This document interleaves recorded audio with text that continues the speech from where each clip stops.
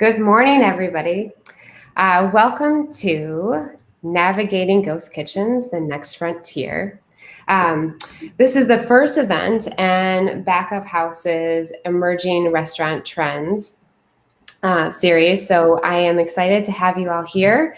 I am Bethany Zach, the Director of Internal Innovations at Relish Works, and I have with me a group of panelists that I'm really excited that were able to join us to talk about this particular topic. I'm going to introduce this group in no particular order. I have Becky Mulligan, who is the CEO of Le Pain, Little Beat, and the Little Beat Table. We also have Alex Cantor, who is the CEO and co-founder of Next Bite, Kristen Barnett, who is the COO of Zool, and Jim Garofalo, who is the COO and CFO of Goddess and the Baker. So welcome, everybody. Thanks for joining us.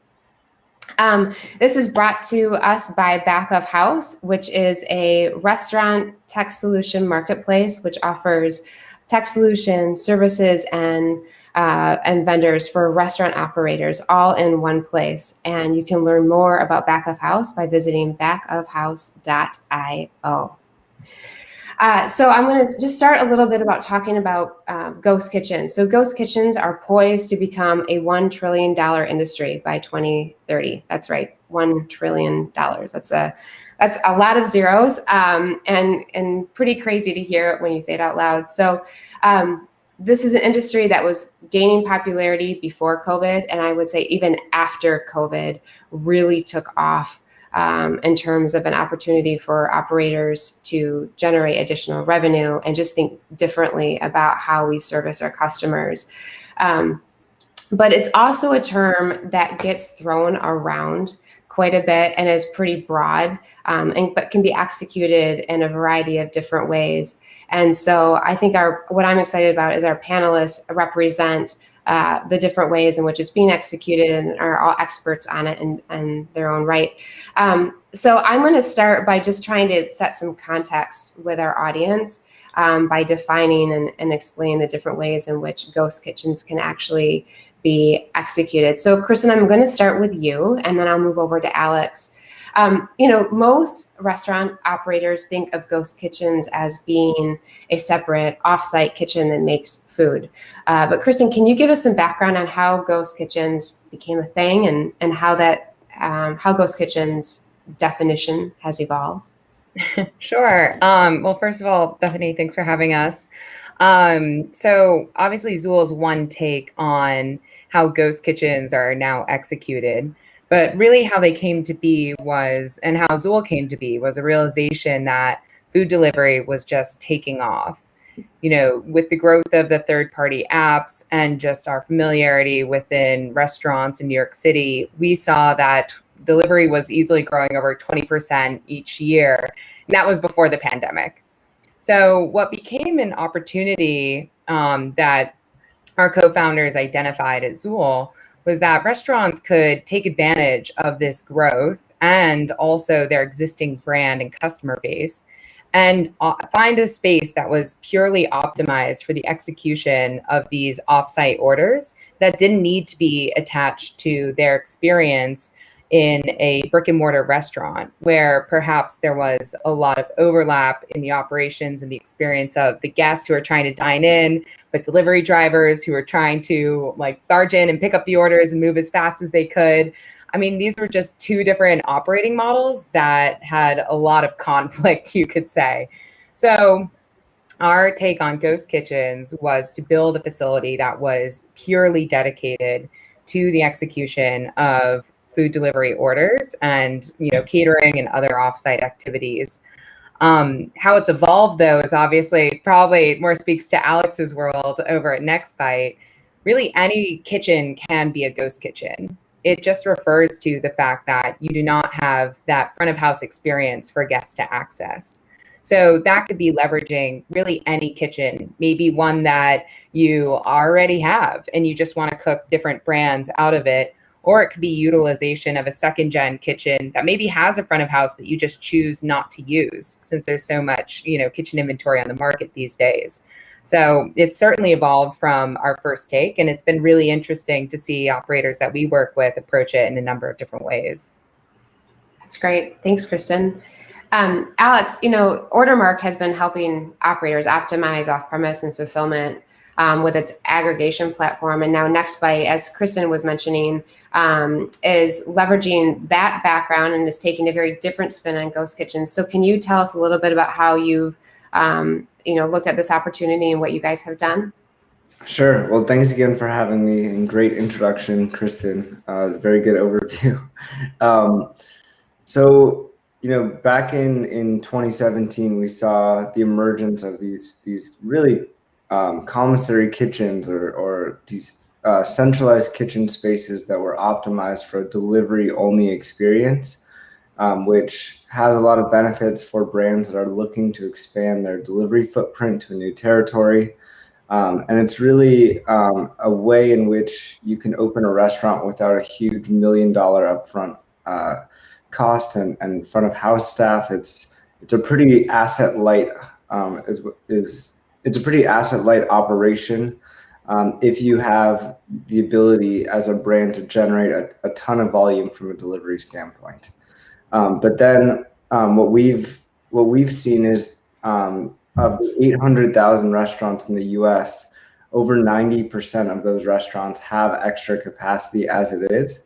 And so the need for additional kitchen space to us seems unnecessary when there's so many underutilized kitchens as it is. So we've really focused, especially in the last year, on helping restaurants maximize these underutilized kitchens by layering virtual restaurant menus and brands on top of their existing businesses. So we are basically decentralizing the cloud kitchen model and turning any restaurant into a ghost kitchen fulfillment operator, so that one restaurant can be running their brand plus up to 5 or 10 additional concepts using the same infrastructure that's already there. The rent is fixed, the lights are already on, the staff is already in the kitchen, whether they're doing one brand or 5 brands. It's a great way for restaurants to add a couple $100,000 a year in incremental gross sales. So that's been our area of focus with Nextbite, and we've built these turnkey brands that make it really easy for these restaurants to just turn on these extra orders. That's great. Thanks. So, my takeaways here is, where Ghost Kitchen started was a way to really help operators own that off-premise experience, as well as make sure that their in-dining room experience was key and executed flawlessly. And now we've really pivoted, while those things will remain important, but it's also now an opportunity for operators to think about generating revenue without the same capital fixed costs that we've seen in the past. It's great. Okay, so I want to turn now to our two panelists that are operators that are executing these different kinds of ghost kitchens. So Jim, I'm going to start with you. You've been working with Alex and the Nextbite team. Can you tell us a little bit about what initially attracted you to the idea of ghost kitchens? Sure. The fact, pre-COVID, we weren't interested. We felt like we were too busy to really be able to execute both at the same time. And I think we just didn't really look into it a lot. There's a lot of cloud kitchen discussions in Chicago going around, a lot of little seminars people were doing, trying to get people in to open a site in a cloud kitchen somewhere off-site and run brands. What interested us then after COVID is sales went to, decreased by 75–80%, but we had employees.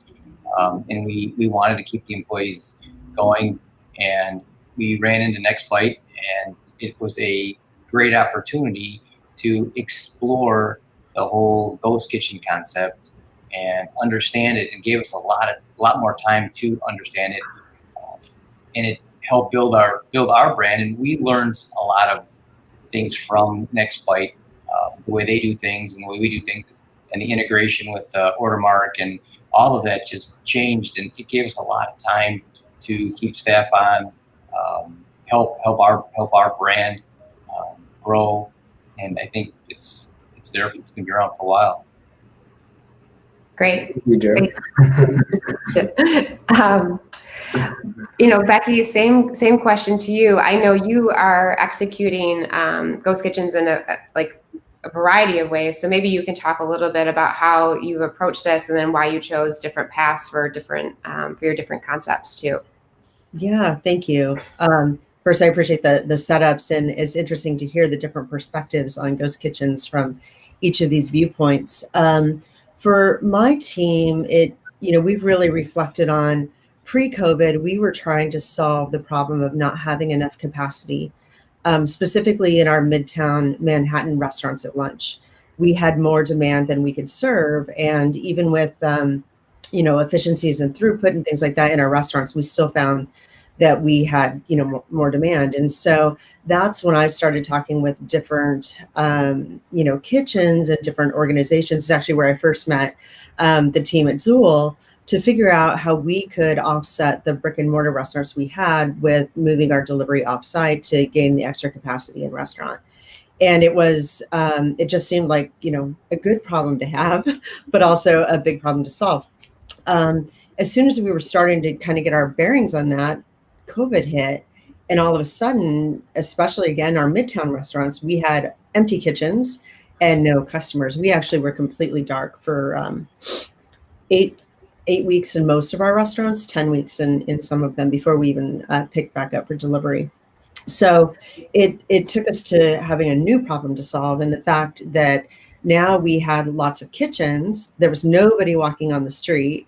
I could walk through Times Square and 8 o'clock in the morning and not see another human being. And so we had to figure out how to get food to where people were that needed food and that wanted food. And so we started doing integrations we hadn't done previously with various third parties. But then we also started thinking about, how do we pull our brands together?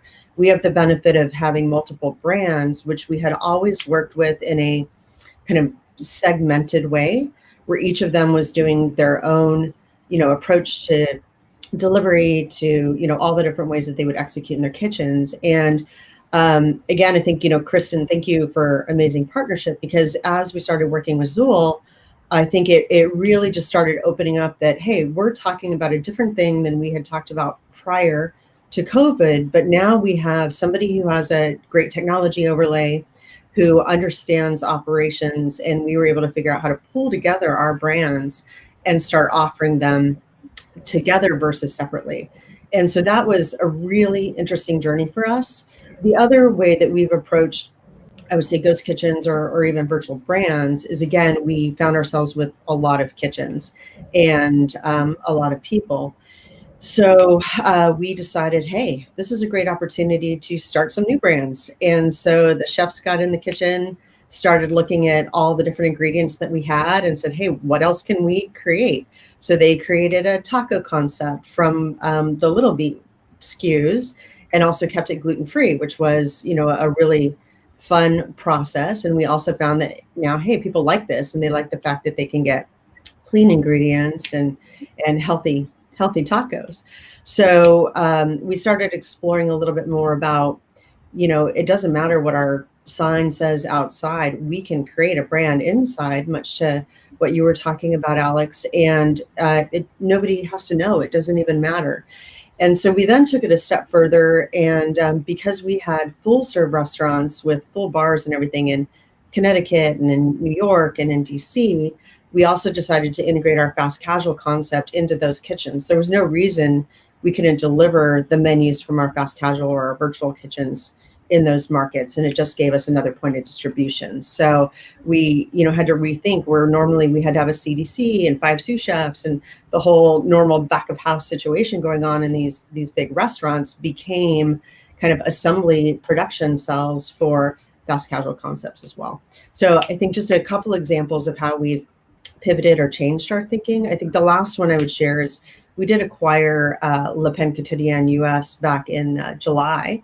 So mid-pandemic, I also, found myself with a new brand that had never done any kind of delivery, any kind of offsite production, had just been an in-house brand. And so we quickly tried to figure out, how do we get this food to a format that we could get to customers. And that's been a lot of fun as well. So we pulled it in with our other brands. Again, the first place we started was with our partnership with Zool in creating kind of an aggregated way to surface those menus to customers. And that has been a lot of fun as well. So a couple examples of it. It's great. Jim and Becky, I want to dial in just a little bit, like, as you guys talked a little bit kind of about that initial journey that you had as you explore this option. One of the goals of this webinar is to help other operators think about, like, should I be doing this? So can you maybe talk a little bit about what questions you asked yourself as you explored this space, and what had to be right, or what you guys had to consider as you made this, as you pivoted into ghost kitchens? The toughest part, I think, for everybody when they look at this ghost kitchen concept is the fact that there's a fee. There's a fee that you pay to Next Bite, and anybody that I describe it to or talk to about it, or when we first thought about it, it's anywhere 45% fee or whatever the fee may be that you have to pay. But what everybody forgets when they see that is that the third party delivery fees are included in that. And if you had to do that alone, you're anywhere from 20 to 30% that you'd be paying any one of these third party concepts anyhow. So the percentage is really only maybe 15%. But what we found is that menu prices can be increased for the convenience for the person that wants us to do the delivery. So if we were selling a hamburger out the front door and it's $6, we know we can raise it at least 15% to help cover for that. And it's not really a pass on that you're penalizing. You're not penalizing the customer. It's a convenience factor. And these customers that have now gone towards this concept, they want convenience. They're not concerned about if I can get 2 for $5 or whatever it may be. They want it. They want it now. They're working from home. They are probably going to continue to work from home for a longer period of time. They're getting used to this is the new way. I know Beth and you, we discussed drive-throughs. When I was a kid, drive-throughs were the newest thing, and everybody, all of a sudden, drive-throughs took off, and everybody now drive-through is like second nature. Kids don't know a restaurant without a drive-through. I think this is the next drive-through component piece in the food business, that it's convenience. They're home more. It's not, the cost is not that great. Again, just like Becky said, we had all these kitchens and we had nothing to do. I mean, literally standing around, and it was a great way for us to help these people with their job, stay on, and get the food back out there and focus on growing our brand in a different way that we never thought we were going to do pre-COVID. That's great. Yeah, and I would say I have, of course, the same considerations on. I think when you first enter into it, you think about what percentage of my margins am I giving up, but you have to switch your mindset and think about, what is the opportunity that you're capturing. And so we definitely worked through that as well, and also leaned into convenience. So very similar, to what Jim was saying. But I think a big aha or moment for my team where we really had to push through, and this was, ghost kitchens and virtual concepts was the kind of the thing that nudged us, was that we had to quit setting barriers for ourselves and stop saying, well, this is the norm, or this is what it's always been, or you can only cook broccoli, 10 pounds at a time, or you can only, do something this way. And so I realized they really just needed permission to, like, throw away everything they've always known, and think about doing things differently. And so while that impacts all of our operations, and I think we hopefully coming out of the pandemic much stronger than we went in, and how we think about and how we do things. But I think in able to execute well in the virtual and the ghost kitchen space, you just have to allow yourself to realize it's a different, it's oftentimes a different operation.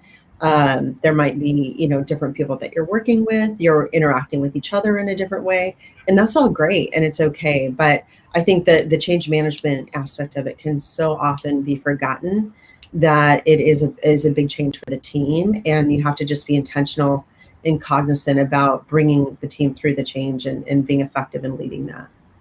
That's great. I So agree.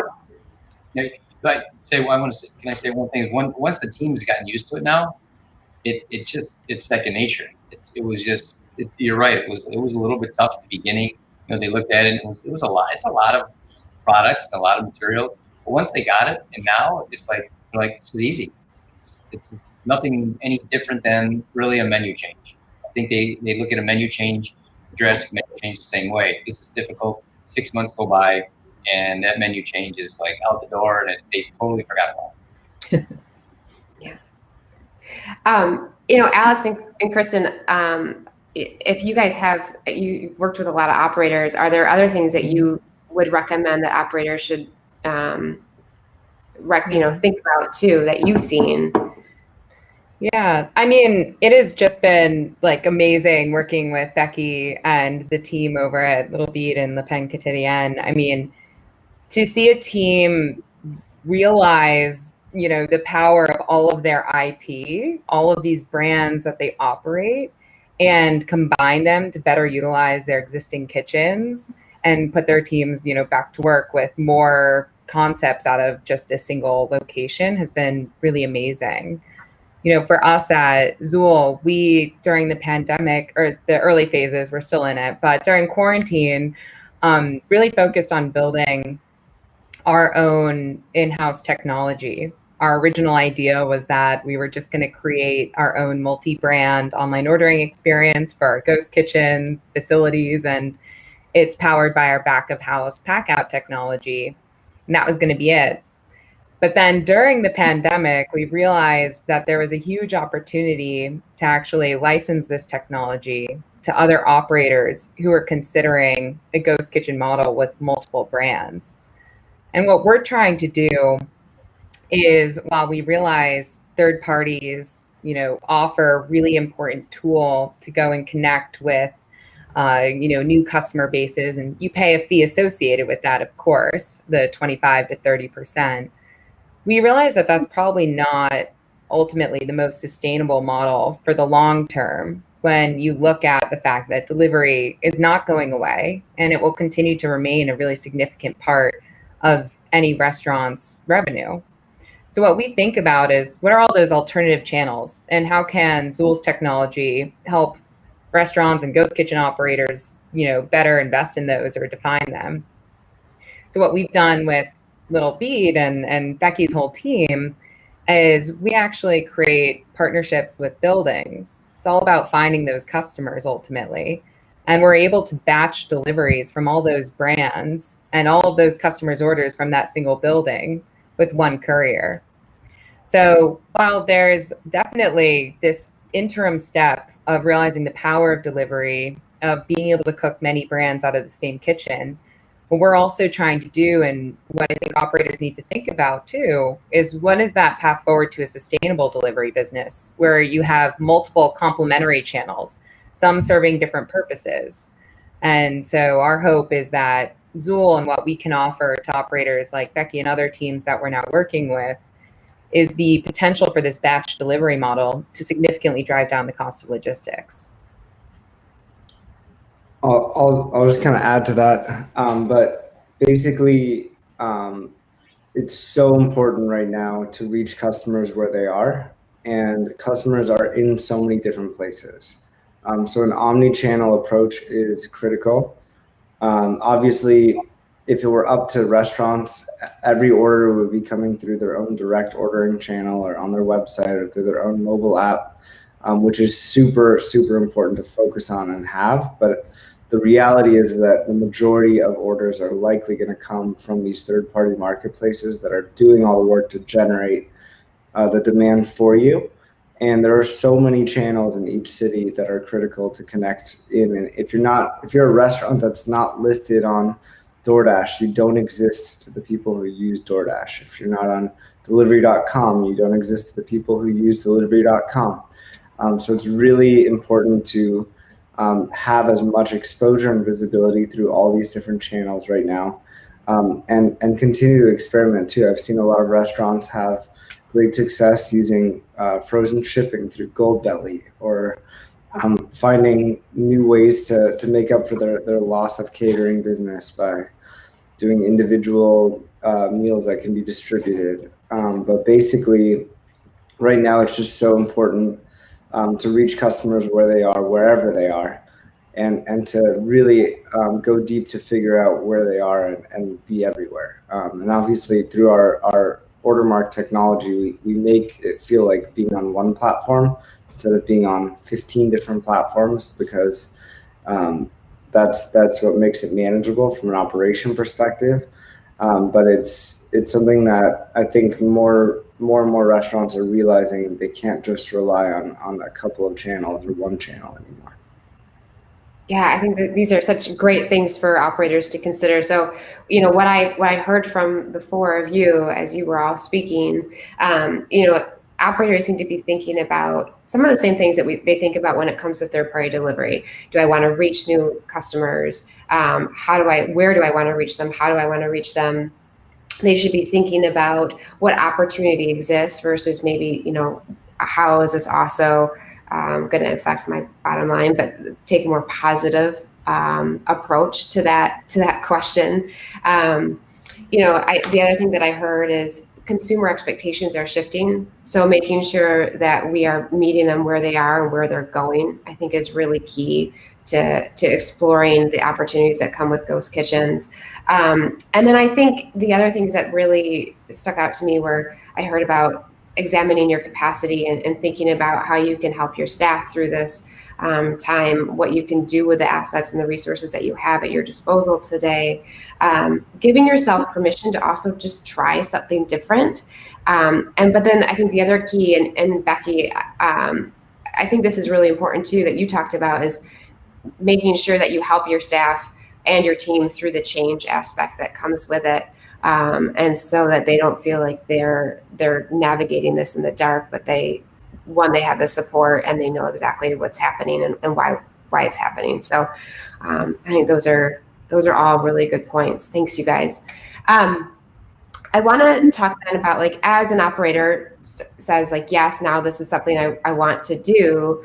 I think the next part of that journey can be, okay, how do I find a partner to help me with this? So Becky and Jim, I'm curious, like, as you thought about partnering with Zool and you thought about partnering with NextBite, like, what things did you look for in your vendors that you needed to feel confident?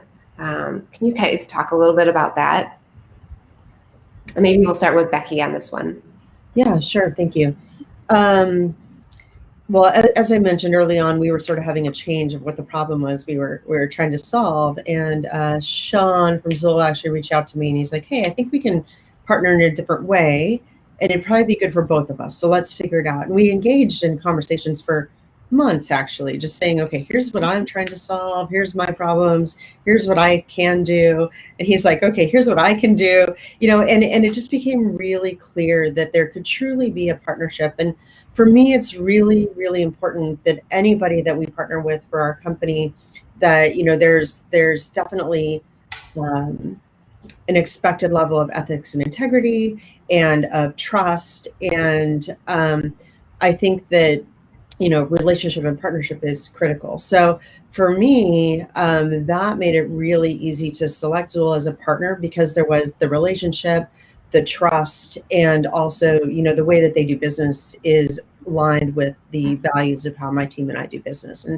And coming from the point of view of being really value-based in our organization, that is critical. So that for me is kind of entry into the game. Secondly is, what does the technology look like? What are the integrations we're going to have to do? Is my tech stack going to handle it? Do I have to, hire someone to do something else? Do I have to, get the whole IT team involved? All of that then comes into play of, like, the logistics of, okay, we're like, who, and also the how has to make sense. So as Kristen was talking about the technology that they have and the idea that they had already gotten ahead of the game in creating the relationships with the buildings and creating access, which in New York specifically is challenging. A lot of the buildings have kind of locked down and you have security and you have to temp and sign in and all of this before you can get on an elevator. And so they had already solved a problem that we were working on solving ourselves. And so it just, all of these things started coming together. And I really believe that when it's meant to be, it's meant to be. And it just became very clear that this was the right partnership for us. And so we each selected teams to work on the feasibility phase of this. And they all just got together and started collaborating. And I believe it's turning into a really beautiful partnership that benefits not only both of our companies, but also, back to the idea of solving problems, solves big problems for people that need access to food and may not be able to enter or exit their buildings in an efficient enough way to get out and go get it. We're bringing it right to them with a varied menu. And it just, I think, is on all levels a really great solution. That's great. Thanks, Becky. Thanks, Becky.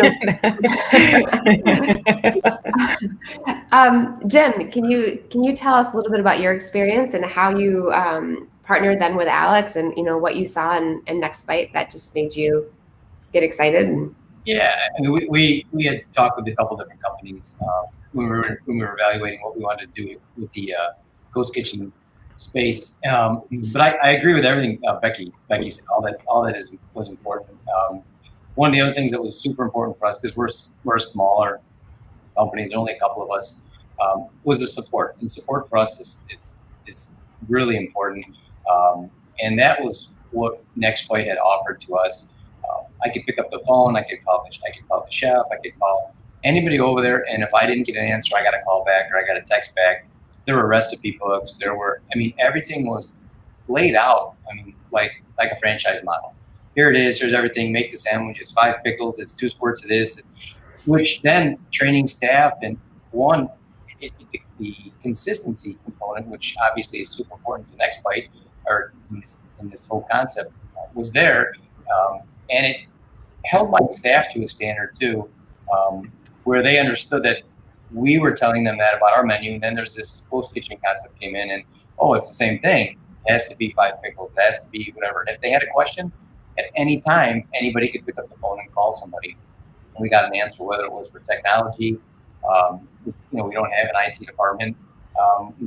So it just made it really easy for us to be able to execute what we had to do, and that was making food. And that, to me, is what was important. Is I didn't want to have to worry about bogging down my managers with, printer issues or delivery drivers not showing up. There was somebody to call that would solve that, so they could focus on either the managers running the store or the staff making the food, which ultimately is what our job is and what we thought was important to us. That's great. Thank you. As I think, about how operators continue to move forward here, I want to maybe turn this next question over to the entire panel, but probably start with our operators. What are some of the big successes that you guys have had, and what are some of the big learnings that you have had along the way? And then Chris and Alex, I'm going to ask you kind of like, you've seen this across many different operators, so I would love to have you guys jump in and share some of those best practices next too. So maybe Becky, do you want to start on this one too? Yeah, and I think I alluded to a lot of these things. It could probably almost be some of the same answers. So I'm thinking to not repeat myself, Bethany. But I do think that I'll share one additional key learning that I think also plays to a question I see in the chat, if I may kind of pull those two things together. And that is around food COGS and SKU rationalization. And we because we were pulling multiple concepts into one building and executing them in a space where they normally didn't, we had to be really, really thoughtful about cross-utilization of SKUs. So it was a different way to look at procurement, distribution, all of that than we had in the past. And the chefs spent a lot of time like stacking up the menu, stacking up the ingredients, looking at what could we make for different concepts with the same ingredients, and being really careful to not inadvertently elevate food costs because we were producing out of the normal system. Um, and and for these particular restaurants, because they are in Manhattan and they have higher wage and occupancy than maybe some other areas, we needed to make sure that with COGS and any related fees with distribution of product that we were, below 31%, because otherwise we can't make the business model flow with such high occupancy and labor. So that, I think, was a really big learning for us. There were a lot of ahas in that. I think our first stab at it, we're like, ooh, this isn't going to work, because now we're adding, 20 additional SKUs to this delivery and 10 more to this one of what we were bringing in, and also had the potential to generate waste, which we never want to have food waste. So all of that is a big learning that came out of the Ghost Kitchen and the kind of alignment of different concepts, but also will now play into the way we operate and the way we do business throughout, all of our units on an ongoing basis. So I think it was a pretty big one for us to capture. That's a great one. I hear that oftentimes come up just when I'm talking to some of our other, divisions and some of the operators in our research. It's like this is both menu development, menu costing, and marketing oftentimes come up. So thanks, Becky, for talking a little bit about that. Jim, what were some of your aha moments as you were getting into this space? I think talking same thing that Becky was discussing about the SKUs. A lot of it made us realize that we had too many SKUs for our own products. When we got together with Next Bite, they had a lot of 12 different brands that were running, but the same product might be used in every single one of them. So when we put all those menus together and we're looking at all the SKUs at all the 12 different brands, and then we realized all the overlap in that, we went back and looked at our menu and it helped us improve our menu the same way. And then taking in possibly some of the Next Bite products and utilizing some of those on our menu to try to get everything under one almost umbrella. So if they're using a chicken breast, we try to use the same chicken breast. It's just trying to streamline the process, which I think going forward, this has made our menu a little bit smaller, helped us with that. Really focus on that. We had the time because of the slowdown to really focus on menu and key mix and profitability of each one of our products. And just because it sells a lot, is it the right product? We have to raise the price. Maybe we shouldn't be selling it. It just made us really look at things a different way. Really with that SKU. I mean, it'd be ultimately be the best to have one product and sell 7 different things. So we looked at it with that kind of approach. Helped us out a lot. That's great. Thanks, Jim. I'm going to let Alex and Kristen just respond quickly, and then we have some great questions that are starting to come in from the audience, so we'll turn to those in just a moment as well. So Kristen, Alex, maybe you guys can quickly hit on, like some best practices that you have seen and what other operators should also keep in mind as they get into this. I'll quickly just share that there are so many restaurants that were not at all set up or designed for an off-premise experience. Those that were obviously have a much easier time adapting their menu and making their business work in a predominantly delivery-only format, which is what's happening right now. But for all the fine dining and full-service restaurants, and, more breakfast concepts or coffee shops that are not really in a category that's known to do well with delivery, it's really, really devastating to watch how operators are struggling right now and figuring out ways to adapt their business so quickly. And oftentimes that does mean reimagining the menu from scratch, rethinking the SKUs that are designed for delivery. Like breakfast food generally doesn't hold up very well in a delivery model, but maybe breakfast burritos do, for example. So there's a lot of reimagining, rethinking the entire menu offering, the pricing, as Jim mentioned. If you can't afford to do something with a 30% take rate from Uber Eats, you either have to increase the price or remove it from the menu entirely. And you have to make your menu work where you can give up 20 to 30% to these online ordering services. Otherwise, you're just trading dollars. Yeah, I agree with everything that's been said. I mean, I think ultimately it's bringing in new ways to reach potentially new groups of guests through a different brand. But at the same time, we've also seen operators struggle when they didn't focus on SKU rationalization in that process, right? They end up with too much food on hand, too many different SKUs, lose track, and there's waste. So it's this balance of adding in variety and also balancing running a really lean operation in these times where sales are greatly reduced vis-a-vis the peak of last year. So that's been, definitely something we've seen various outcomes on as people navigate, the delivery landscape. What we've also seen that's been really interesting is some of our operators have actually just like chopped up existing parts of their menu. Maybe their existing menu was like really big. And that was fine. That worked in many ways. But what we've seen that's been interesting is they actually didn't change any of their SKUs at all and just took maybe the sandwiches section of their menu and launched them underneath a different brand. And because a lot of the algorithms and search terms on these third-party apps, if your brand says like, this is a sandwich company versus you being like another restaurant, maybe a pizza place with like a small sandwiches category, we found a lot of success in operators that have said, okay, I think I could actually just better market or better communicate these SKUs and build a brand around this concept and why we make sandwiches and why they're so good, and better communicate all of their work and the vision behind it. So that's been really interesting when facing this SKU rationalization problem and running a lean operation. It's just their existing menu, but communicated in a new way. And that's been really successful in a few cases.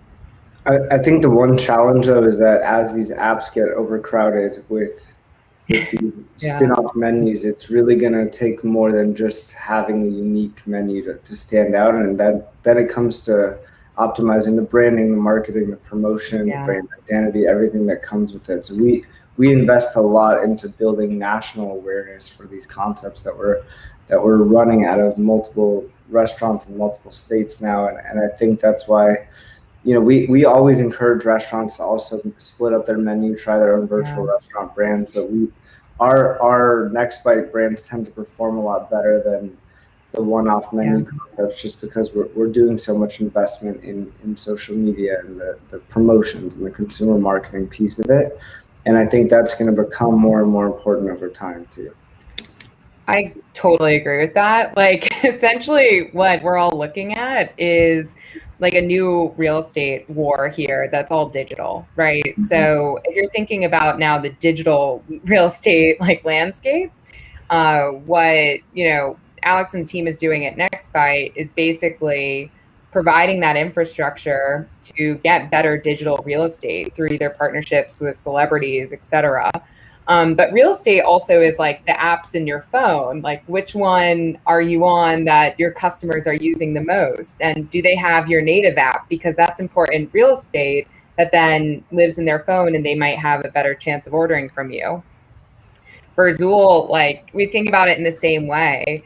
We're trying to take over some kind of digital real estate in the minds of the consumers with a little bit of a different approach, because we're trying to provide that alternative to the third parties. So, what we're doing with Little Bead in Midtown is that we've directly integrated their menu into a tenant experience app for one of our large partnerships with Silverstein Properties that has the World Trade Centers and a number of other large buildings in New York. And what that allows us to do is, again, it's that real estate, but it's in the phones of all of the tenants, and they can then directly access the menu with free delivery, et cetera. But it's a whole different way of thinking about it. And in many cases, on regular restaurant margins, you're not going to be able to fund a huge marketing team or partner with a celebrity or go and have a whole business development team that's locking down partnerships with these huge buildings. And I think that that's where services and companies like Zool and Nextbite play an important role, since we can take on that burden and make these brands and these strategies more successful. Awesome. Thanks, you guys. I'm going to go over to some of these questions. One of the questions that came in is if there's a recommended food cost, like that you guys would, suggest or, work with your customers on. The lower the better. Yeah. One of our first brands that we started pushing was a grilled cheese concept, which was landing in the 10 to 15% food cost range, just because it's so profitable for restaurants to crank out grilled cheese sandwiches when you're making them for 50 cents or $1 and selling them for $8, $9, $10. It's that's great margin. Obviously, there are certain foods that are not at all well designed for delivery, especially higher end concepts like really nice steaks and fish. That's when it becomes a little bit more challenging. But I think it's good to aim for the 25% target. If you can get there, 30% is probably more likely. And if you're layering incremental brands on top of an existing business, there is no additional labor cost, there is no additional rent, there's no additional fixed cost associated with doing that. So it's really just the food cost is the incremental cost. So it could be as high as 30, 35%, and you can still generate a healthy margin on top of that. But if you're talking about your core operation or your brand that's in a ghost kitchen facility, you want to keep that as low as you can, obviously. That's great. Thank you. I'm just going through some of these other questions.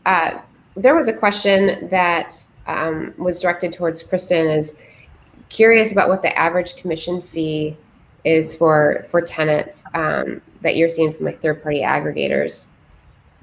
Yeah, I mean, in general, we'd say between 20 and 30%. It also completely depends on that restaurant and the way that they've been able to negotiate certain deals with the third parties.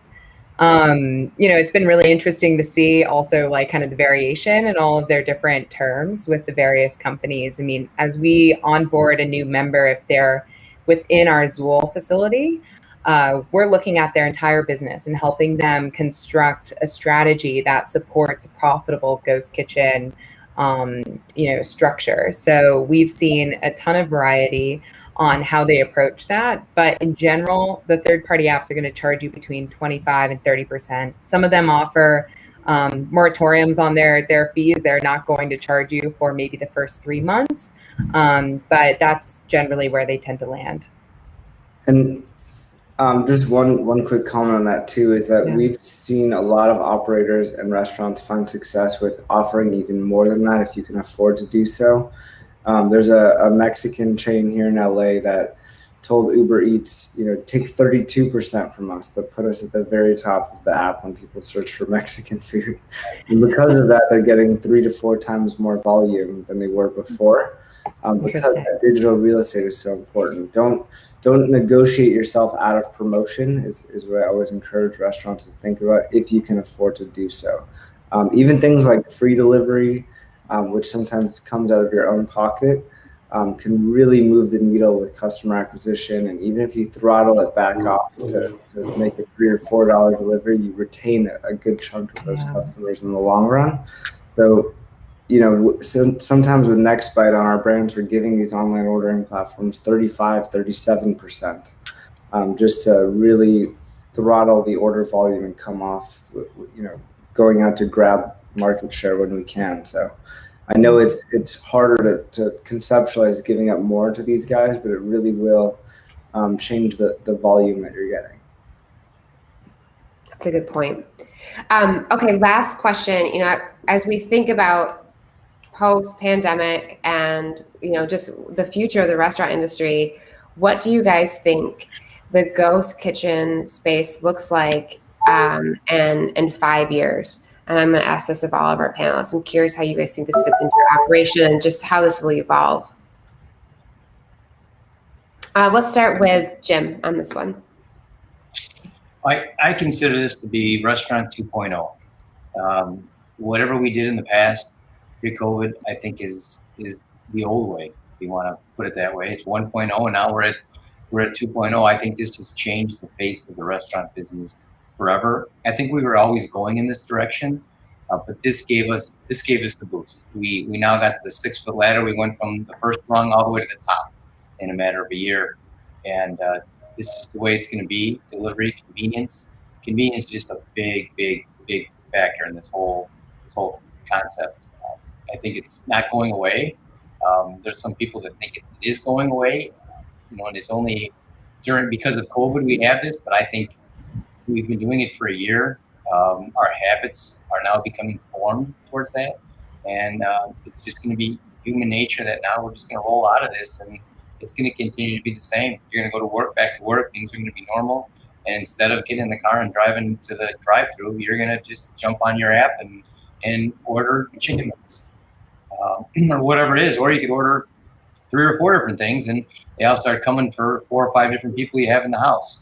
I just think that going forward, that's it. This is the way it's going to be, and I think it's actually going to get stronger, much stronger. Thanks, Jim. I'm going to go to Becky next. Yeah, I think that coming out of COVID and going forward, ghost kitchens become a part of our broader plan that is all about agility and flexibility. So we spent a lot of time this year, not only creating virtual concepts and things like that, but also just thinking about what are the 4 walls that we have going forward. So we now have what we call our Lego system that can snap together or apart, that for some markets will include a ghost kitchen and a drive-through and a pickup kiosk or a food truck. We're trying to make sure that we're thinking about how do we set ourselves up to be able to execute on the things that we've learned from the past year and the new behaviors that people have around convenience, to Jim's point, but also making sure that we provide great accessibility to nutritious, delicious food in whatever way that somebody needs it. So it really becomes part of that entire system. And I don't necessarily think about it as something separate, but I am looking at the whole system and making sure that, if we are in another pandemic or we have something else that we're not planning on that we have to accommodate, that we're able to still serve, in different capacities, protect our business and protect the needs of our customers going forward. So it will definitely be more intentional in how we build out our markets in the future rather than being a reactive piece of it. That's awesome. Alex, what are your thoughts? Yeah, I'll say I think the future is smaller dining rooms, bigger kitchens. If you think about what a ghost kitchen really is, it's a delivery optimized kitchen with a very small area in the front for drivers to come pick up food. It's no different than what Domino's Pizza really is and has been doing for so many years. And more restaurants, I think, will look like Domino's Pizza than ever before, which was already starting to happen. I mean, the digital shift was already moving so quickly, and there were a lot of projections of what's going to happen over the next 10 years, and that's kind of all that big push kind of happened in a matter of months instead of so many years. But I foresee the need for large seating capacities becoming less and less over time. There will undoubtedly be restaurants that are designed for an experience, that are still meant to go have a celebration or go on a date or take your family. But I think there will be many more restaurants that are specifically designed and operating for a takeout off-premise experience. Yeah, I completely agree with that. I mean, I think the nature of the restaurant business is forever changed. And, to Jim's point too, it was already changing. So really where we think this is going is that since pretty much any kitchen can be a ghost kitchen, we believe that ghost kitchens are forever just a part of restaurants' strategies going forward. I think that no matter what, you're going to be looking at running a successful delivery-oriented business, and that is going to have that omni-channel approach where it's customer acquisition on the third parties, but ideally driving back into native channels when possible. We also think that because of that, your brand success is going to be largely determined by the way it lives online. And similar to what we've seen happen in retail, really your in-dining experiences are going to be more of a brand and marketing expense, if you will, than perhaps the ultimate core of your business as we continue to see behavior shift towards delivery.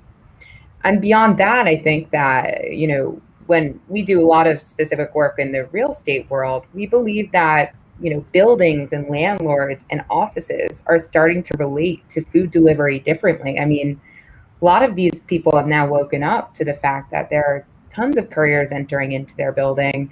Tenants are always having to come downstairs.